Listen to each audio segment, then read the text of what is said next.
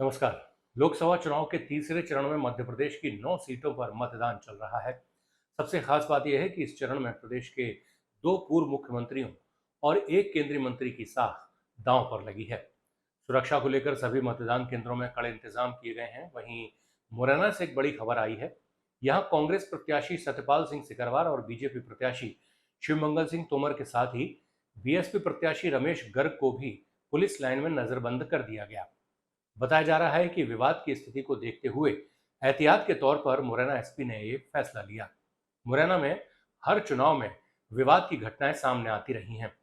इससे बचने के लिए पुलिस ने यह कदम उठाया। वहीं प्रत्याशियों का कहना है कि ये सत्ता का दुरुपयोग है।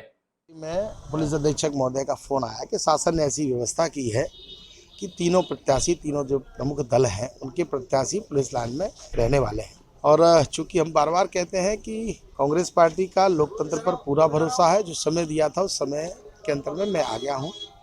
सत्ता पक्ष के जो प्रत्याशी हैं उनकी अलग रुतबा है, अलग धौंस है। मुझे लगता है कि वो अपने समय के हिसाब से ही आएंगे। मोबाइल कोई जब्त नहीं करेगा। मोबाइल जब्त करेगा तो सत्यपाल सिंह सिकरवार बैठेगा नहीं। मोबाइल के लिए कोई अपराधी है क्या मोबाइल जब्त करेंगे? आ रहे हैं और नहीं आ रहे हैं तो मैं ये रास्ता है मैं निकलूँ। वोट मेरा गाँव में है और यहाँ से दूरी गाँव की लगभग 1 घंटे की है। 1 घंटे जाना, 1 घंटे आना और अन्य चीज़ों की है।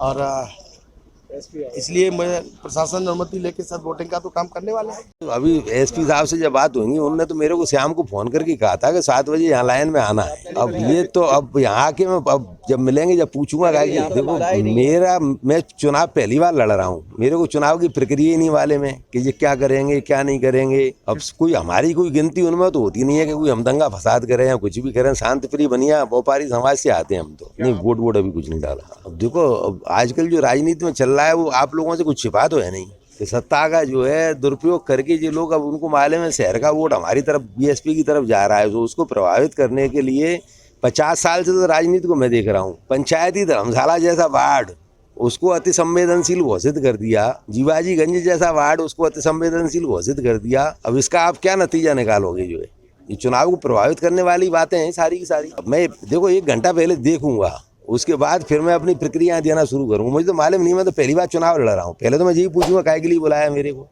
और मेरे को बुलाया है तो फिर औरों को क्यों नहीं बुलाया। उसके बाद मैं अपनी प्रक्रिया दूंगा। सियासी हलचल में फिलहाल इतना ही।